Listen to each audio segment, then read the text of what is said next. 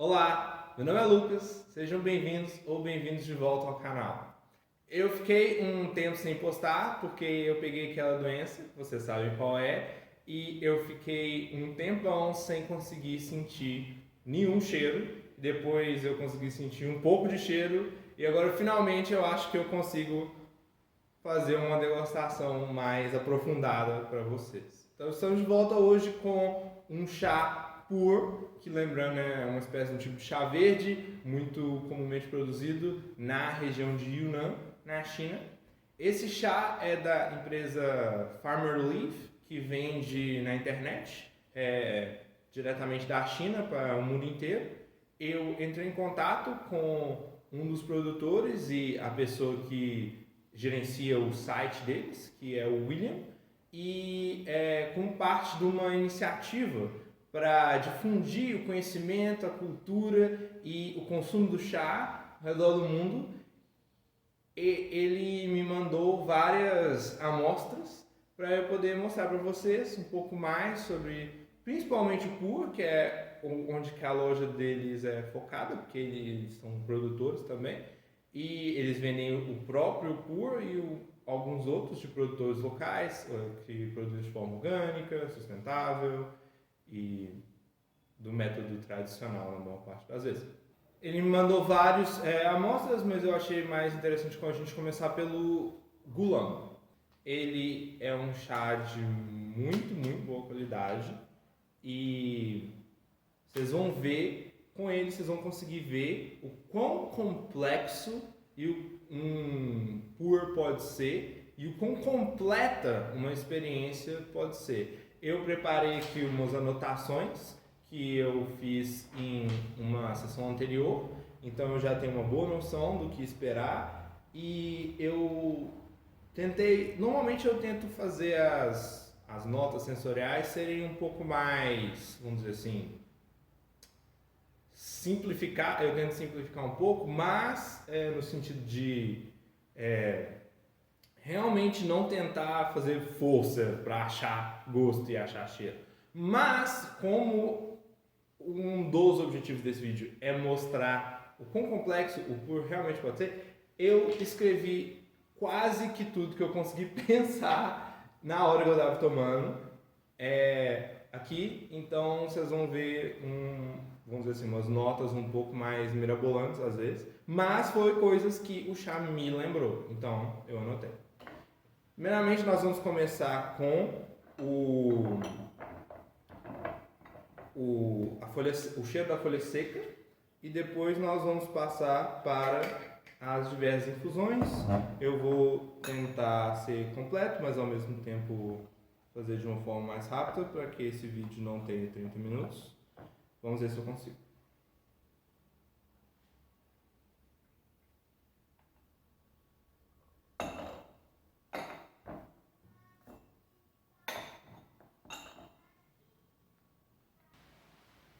Já no aroma nós conseguimos perceber aquilo que é a principal característica, digamos assim, de um pur de Jinmai, que é o cheiro floral, bem floral. Eles são famosos talvez mais pelo aroma dos seus chás do que necessariamente pelo gosto. Como eu já disse em alguns vídeos anteriores, alguns chás focam mais em gosto e outros chás focam mais em aroma. Os dois são igualmente válidos, digamos assim, em um chá de qualidade.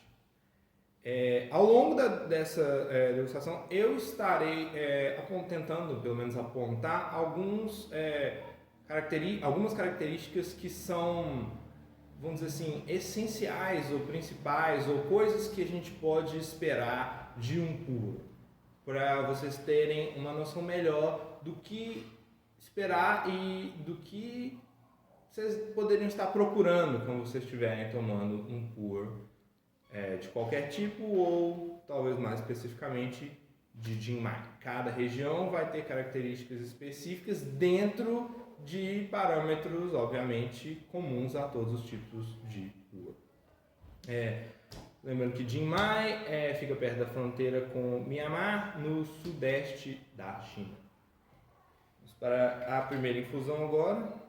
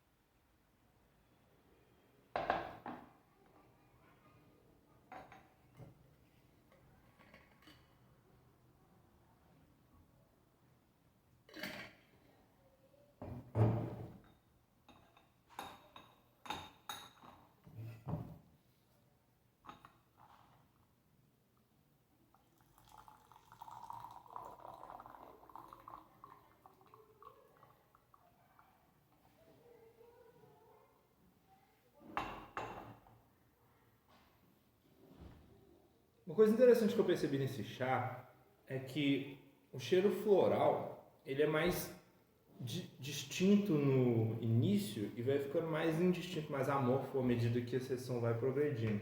No começo, eu até anotei aqui que eu tive mais ou menos a mesma experiência da outra vez. Você consegue sentir hibiscos, rosas, violeta, entende? E depois esse cheiro floral, ele, por mais que chegue a um ponto que ele vai até aumentar a intensidade, ele vai ficando um pouco mais amorfo. Mas vamos à primeira infusão.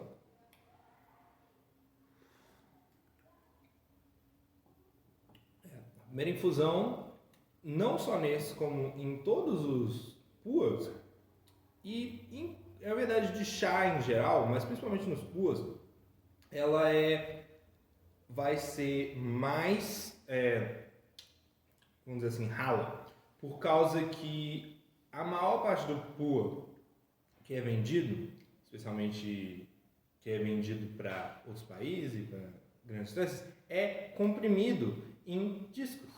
E essa compressão faz que seja mais difícil que as folhas encharquem.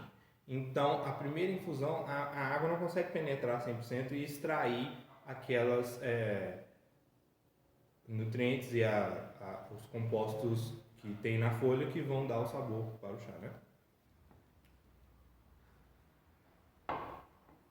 Então a primeira infusão, eu achei ela bem verde, vegetal, bem umami, quase com gosto de agrião, de um pouquinho de brócolis talvez, bem um pouco doce e uma textura bem fina ainda, né? Tá bem ralo ainda o chá. E o Ruigan ainda não começou. Ruigan é uma sensação que a gente sente voltando aqui da garganta e subindo tanto para a boca quanto para o nariz aqui, que pode ser em algum... É bem típico de pua, mas pode ser achado em outros tipos de chá também, mas ele pode ser mais uma sensação doce, um doce subindo assim, tanto em gosto quanto em aroma, e também pode ser também em alguns chás uma sensação mais mentolada e refrescante, muito gostosa inclusive. Esse vai ter um Ruigan mais doce, eu diria. E em futuras infusões ele vai ter um Ruigan com um aroma bem floral. Ele tem um aroma bem mais escuro na primeira infusão do que o aroma da folha seca, um aroma de musgo, de feno e de grama molhada, um aroma um pouco doce também. Para a segunda infusão, o floral da folha seca começa a voltar um pouco. Nós temos um aroma de manga, um aroma de açúcar, quase que tipo um... Sabe quando a gente derrete o açúcar, mas antes ainda dele caramelizar? Quase que de doce, assim mesmo, como se estivesse fazendo um doce. Muito gostoso. Para gosto...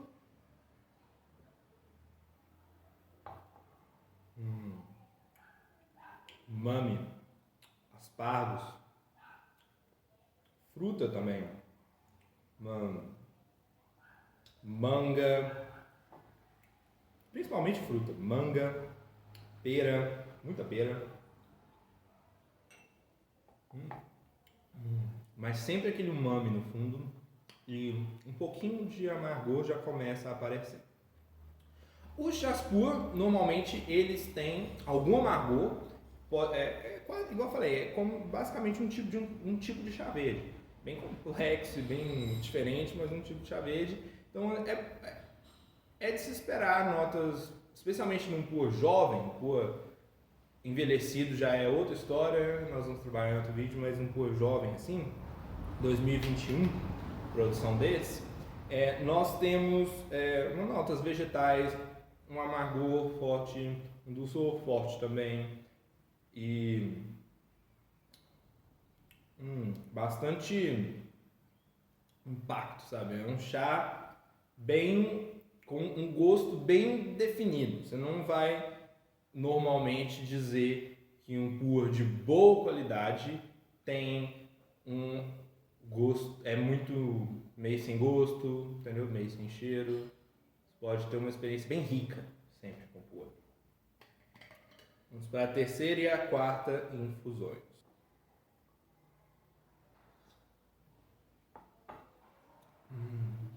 Terceira infusão, eu diria que o gosto já ficou bem mais pronunciado.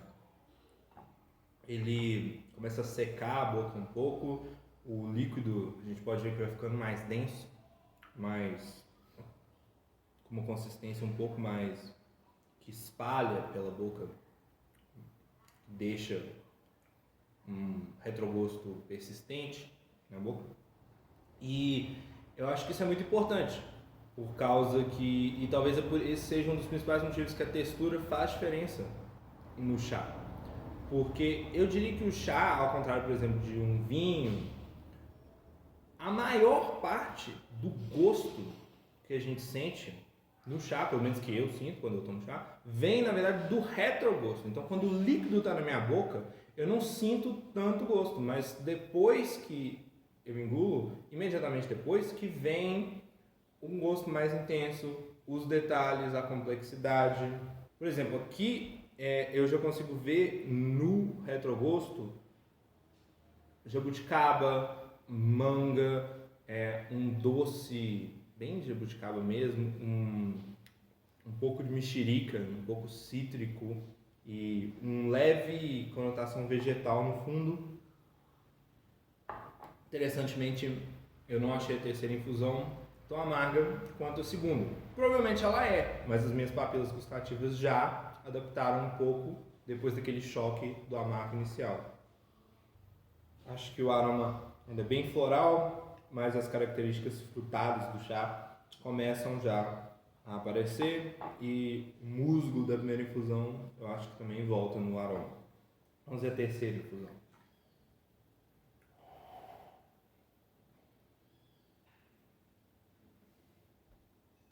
Na quarta infusão, desculpa. Na quarta infusão, na quarta infusão o aroma já diminui bastante.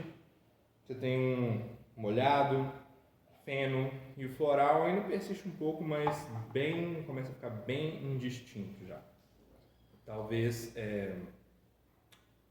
nesse tipo de chá, o floral, por mais que, e o aroma em geral, por mais que ele seja um aroma bonito, ele não é tão persistente quanto o gosto à medida que a gente vai adentrando as infusões. Eu diria que aquele aroma do feno está transparecendo no gosto. Você tem... Eu achei bastante umami, um pouco de milho, tipo uma coisa de milho, tipo uma pamonha, alguma coisa assim. Um umami também de aquela coisa meio aspargo, meio brócolis, meio... Qual que foi aquilo que eu falei no primeiro infusão? Acho que aquilo voltou um pouco. Eu até anotei aqui. Agrião, sabe? Que é uma folha verde, assim. Eu acho que ele diminui um pouco o amargo também, diminui um pouco o doce, mas aumentou o umami. Isso aqui é uma coisa importante de falar. Eu já, vamos dizer assim, nem percebo mais, mas o Ruigan, ele aumentou. Ele está mais doce, ele está mais floral. E a intensidade do Ruigan, isso é importante dizer, ela normalmente tende a ir aumentando e acumulando durante a sessão. Então, o Ruigan, ele vai ficando cada vez mais forte, por causa que ele dura, num bom chá, bastante tempo. Então, o efeito que você teve de Ruigan da infusão anterior ainda vai estar na sua boca, vai estar acontecendo na próxima infusão, se você fizer infusões rápidas, né, em sequência, igual eu estou fazendo. Então, e ele vai acumulando. O que é bom, por causa que se você fizer sessões rápidas, você tem um Ruigan que vai ficando cada vez mais forte. E se você quiser fazer infusões mais lentas, mais devagar, entre as infusões você ainda pode continuar aproveitando o chá com o Ruigan. É muito legal. Vamos para a infusão 5 e 6. Com a quinta infusão, nós temos uma mudança da tendência. Ele está ficando cada vez mais umami e agora eu achei que ele saiu bem mais frutado. Chia, abacaxi, um pouco de laranja, aquele tom cítrico, sabe? Aquela pegada cítrica que dá dos lados da língua, aquela acidez, ele começa a mostrar um pouco de... Ele seca a boca, tipo, como se estivesse comendo um caju, assim, sabe? Tem até um pouquinho de gosto de caju também. E ele continua sendo floral. O floral persiste durante toda a experiência, é ótimo. Não é, igual eu falei, não é um floral distinto, que você consegue pensar em flores específicas. Você só tem aquela sensação como se estivesse numa floricultura, alguma coisa assim. O Ruigan, ele continua. Coisa interessante é que o doce do retrogosto, que a gente tem essa experiência, ele vai misturando com o doce do Ruigan da sessão anterior, enquanto a gente está tomando. Então, da sessão anterior, não, desculpa, da infusão anterior, enquanto a gente está tomando. Então, é meio que quase que as infusões vão se complementando e fazendo a experiência ser mais coesa. Vamos para a sexta infusão. Desculpa aqui. O cheiro, complexidade do cheiro vai diminuindo, já disse. Em termos de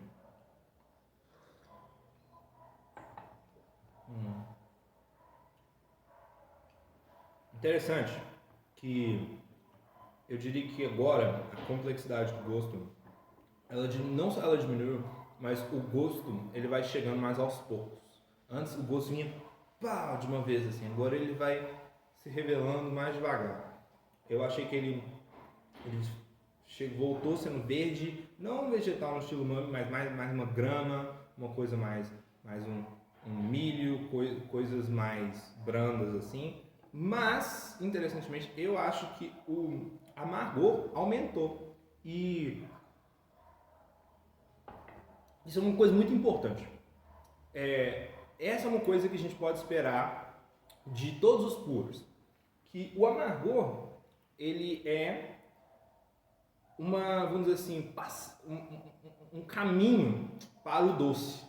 Como eu disse, o amargor, ele vem inicialmente intenso e depois a gente vai lentamente sentindo que ele vai se transformando no doce. Então é como se eu tivesse que passar pelo amargo para chegar no doce, se for uma pessoa que gosta de doce. É até meio poético.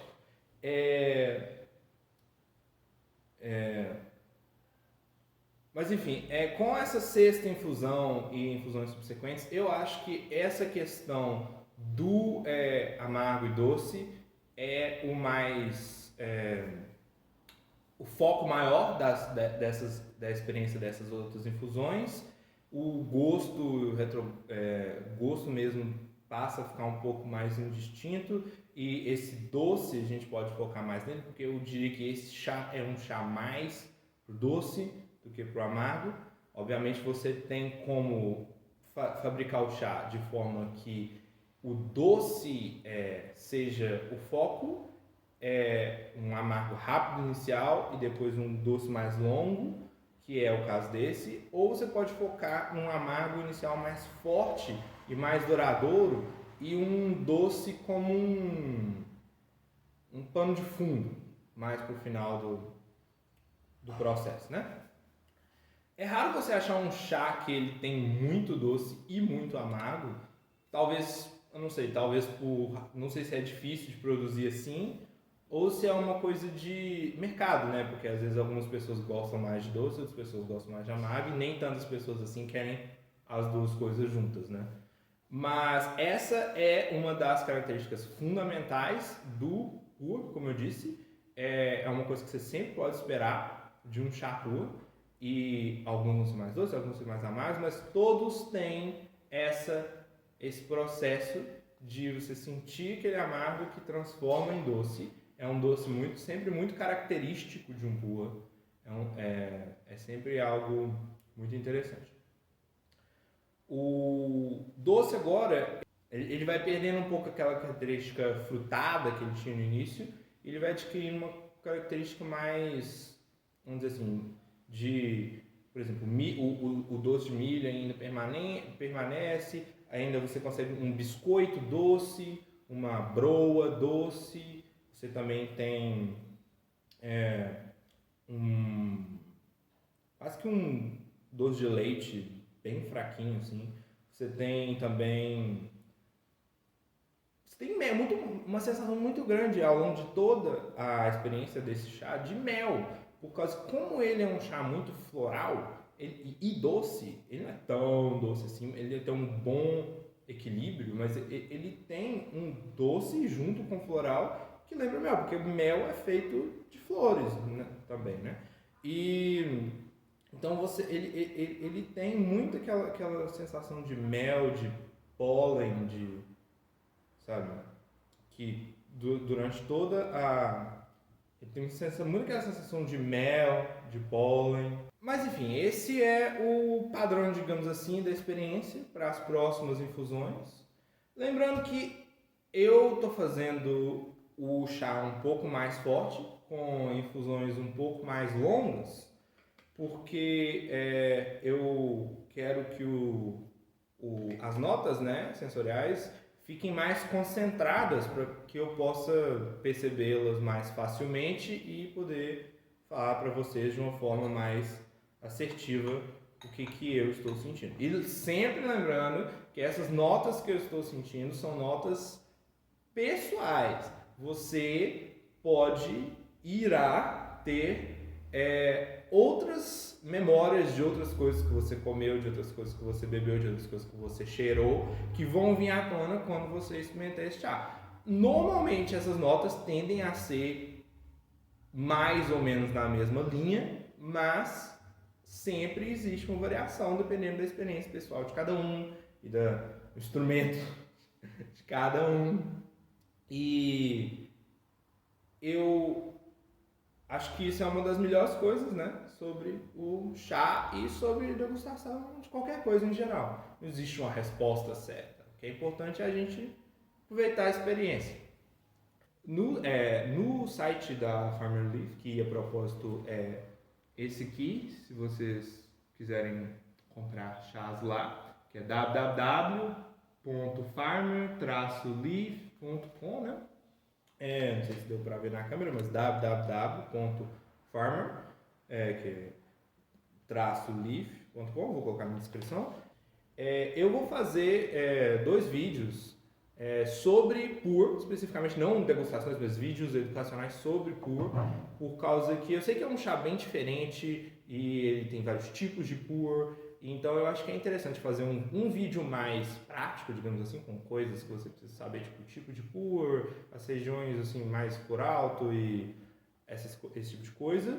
E o que é pur envelhecido, o que é pur fermentado. Então, e o outro um vídeo um pouco mais aprofundado sobre um pouco da história do chá, outros tipos de coisa, diferenças entre regiões, assim, algumas diferenças mais aprofundadas também.